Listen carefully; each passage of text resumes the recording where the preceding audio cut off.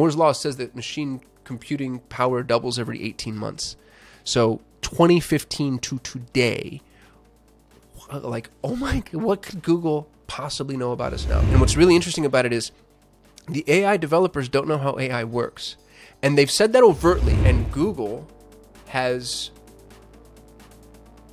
I think without question, better information and more information on everybody, and they've been collecting it for decades.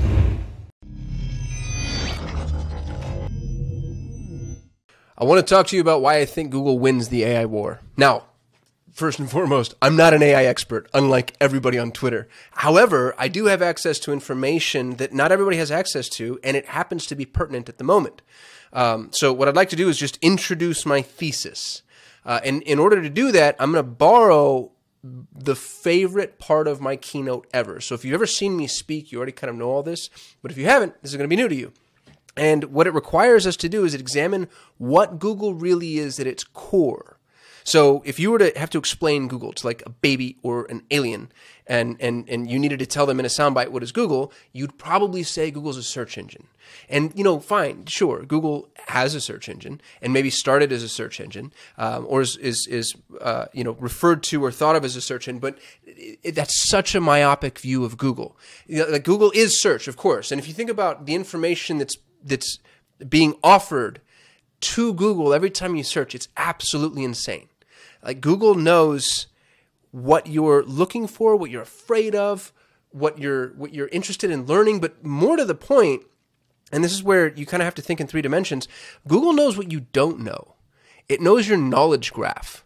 It knows where you're ignorant. It knows your prejudices. It knows your echo chamber and your confirmation bias. Like, an unbelievable and potentially very damaging database of information is being collected on every single person who engages with Google search at any point. Think about all the things that you ask Google, and then think about what those things mean. And then extrapolate that out the way that a machine learning mechanism would be able to extrapolate out. You know, so if you're asking a question, something as benign as, hey, does missing a mortgage payment hurt my credit?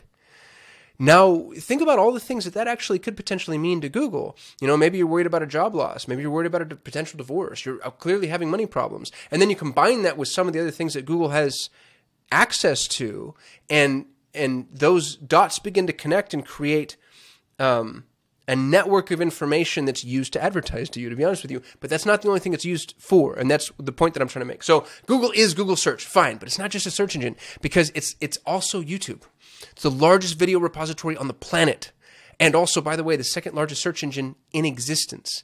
And because Google has YouTube, a lot like having Google search, Google has information on you on how you emote, what you want to learn, what music you listen to, where you sit politically, what pisses you off. You know, and if you're running inside of YouTube and commenting on things, like, Google's cataloging the temperament attached to specific comments and what they might potentially mean. But it's not just YouTube, it's also Gmail. Google has the largest email utility in existence, which is also turning into one of the largest enterprise email utilities in existence. And every single email you send and receive is being read by Google. And you might say, Kasim, joke's on you. I don't use Gmail. It doesn't matter. You communicate with people that use Gmail, which means Google's cataloging the way you speak, your semantic index, the adjectives and adverbs that appeal to you the most. Every attachment that you send inside of Gmail is fair game, which means all of your taxes and tax information, massively private, like medical documents, and everything that you have inside of Gmail, Google reads and then appends to your user. And you know, you start to see this picture of a person being formed, and it's unbelievable. But it's not just Gmail, it's also Google Apps. It's Google Drive, Google Docs, Google Photos, Google Slides, Google Sheets. Google knows your net worth. They know what your tax filing looks like. They know what your children look like. And that's what's crazy. Go to Google Photos. If you use Google Photos, it's unbelievable. I have 2 children. One of them is 7 years old. He's about to turn 8. And Google is able to tell me what Sammy looked like from birth to 8. Like, it watches him grow, but it still knows. It still knows. Think about everything that you have inside of Google Drive right now, and Google uses that info. Why on earth would they give you that unbelievable plethora of free services unless they're using it to catalog information about you. Google Calendar. Are you kidding me? Google knows exactly what you do, when you do it, how you do it, at what frequencies, what intervals, when it repeats. But it's not just Google Apps. It's also Google Maps. Everybody has Google in their pocket. Google knows where you go, where you live, where your kids go to school, how fast you drive. It takes 30 minutes to get from point A to point B, but you got there in 25. So you get car insurance ads. It's also Android. Google owns the largest operating system in the world. And again, you say, well, I don't use Android. I'm an iPhone user. Fine. You communicate with people that use Android. Google knows who you call, who calls you, who you text, who you ignore, what you say, what you download, what apps you're using. But it's not just Android. It's Chrome. It's a browser. Everything you've ever typed into that browser, everything you've ever logged in to, everything you've ever done when you've been logged in. If you go to your bank account, and I mean, like, Google gets to see all of that. But it's not just Chrome. It's also Google Analytics. Google Analytics exists on 90% of all known websites. Effectively, adjusted for margin of error, it is the most prolific thing on the internet. It knows every website that you've gone to, everything you've done on those websites, how long you were there. Let's get really uncomfortable for a minute. Google knows who's in Narcotics Anonymous, who's cheating on their spouse, who's about to declare bankruptcy, who's going to get a divorce, what kind of porn you watch. Like, Google knows everything. It knows everything about you, which culminates in my favorite case study, which was published in April of 2015. Google told me I'm pregnant. Google told a woman she was pregnant before she knew she was pregnant based solely off of her search and communication patterns. Moore's Law says that machine computing power doubles every 18 months. So 2015 to today, like, oh my God, what could Google possibly know about us now? And this is the point that I'm trying to make. And this is why I think Google wins the AI battle. AI is, and this is where I do everybody a disservice by through and via my ignorance. But the way that I understand it, and I've gone to school as much as a person of my limited capabilities can go to school on AI. And what's really interesting is, I'm watching like every interview Sam Altman has ever done. And I've read every book, every peer-reviewed article that I can get my hands on. And what's really interesting about it is the AI developers don't know how AI works. And they've said that overtly. And enough of them have said that to where I think that's actually an accepted truth. What they've done is they've built a neural network, a digitized neural network, and then they offer it inputs with trained outputs, and then they allow the neural network to learn. So the simplest, most benign example that was offered up in an interview, and I wish I could cite this. I got to be better about cataloging all the learning I'm doing. But it was a great example. Is we showed Google a bunch of images of men and women. Or not Google, excuse me. We showed the AI mechanism a bunch of images of men and women, although this actually might have been Google's Bard in terms of the way that it was being trained. I don't remember. And then a human told the bot when an image was a man and when an image was a woman. And over time, the machine started to be able to identify men and women, but using its own knowledge graph. So it's not a software program that says, when somebody has long hair, you know what I mean? Because there's so many exceptions to the rule. Instead, it was, here's, hundreds or thousands or tens of thousands of images.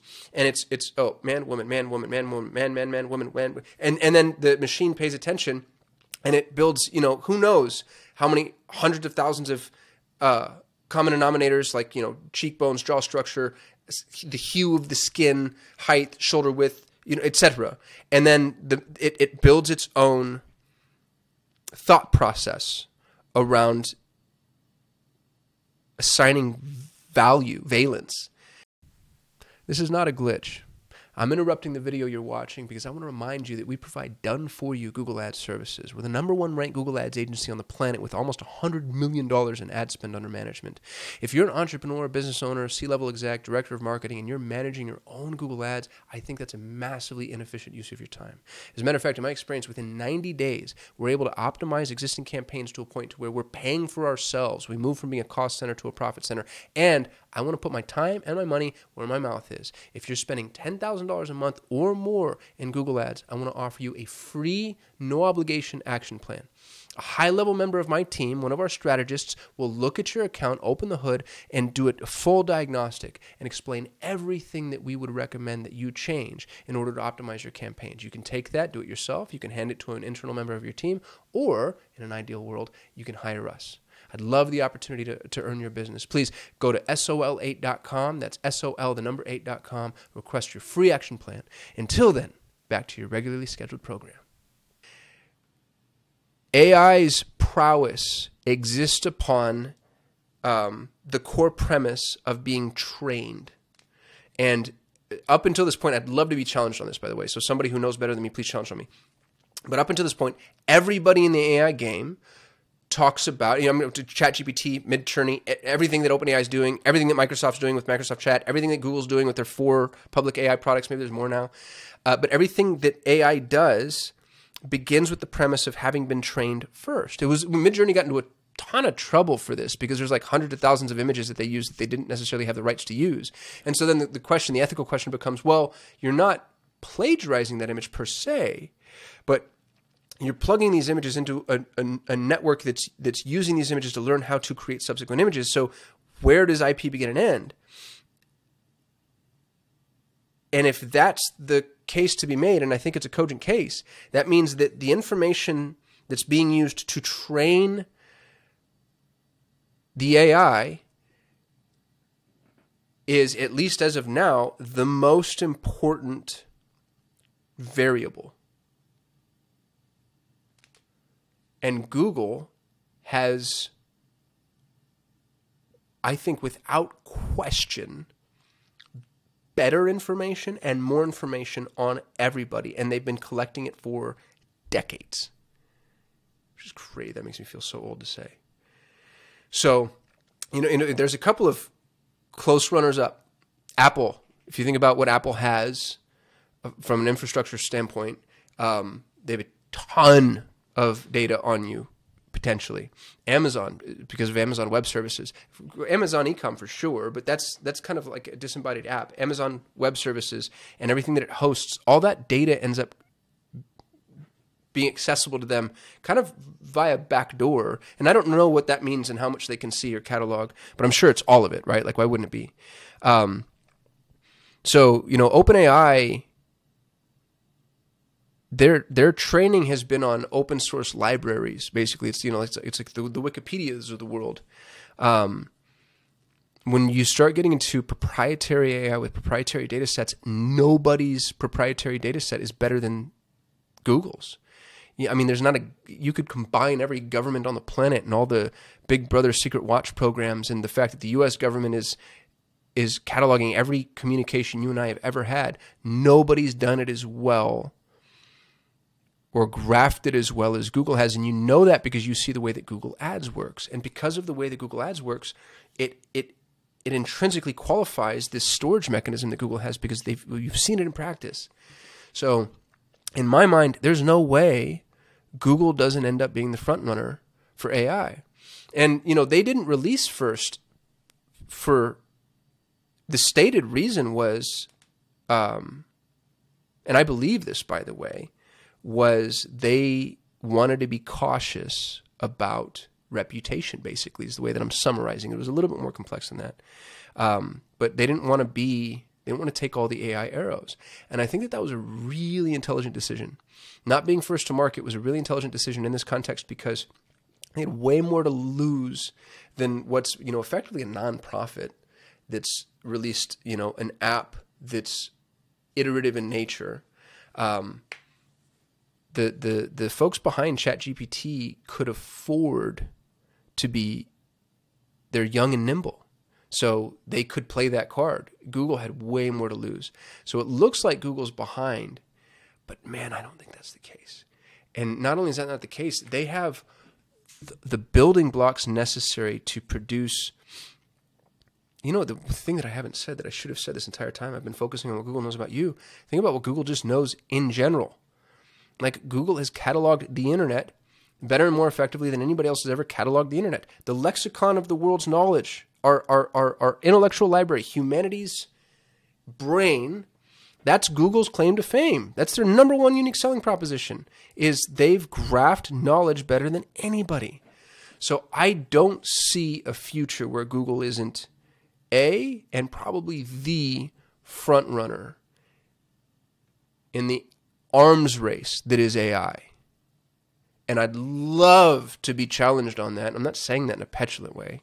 At least I hope I'm not.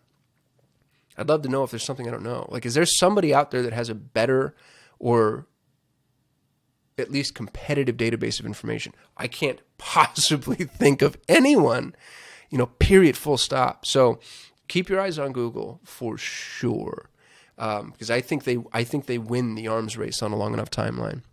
I'd love to know what you think. I appreciate you watching. I'll see you tomorrow.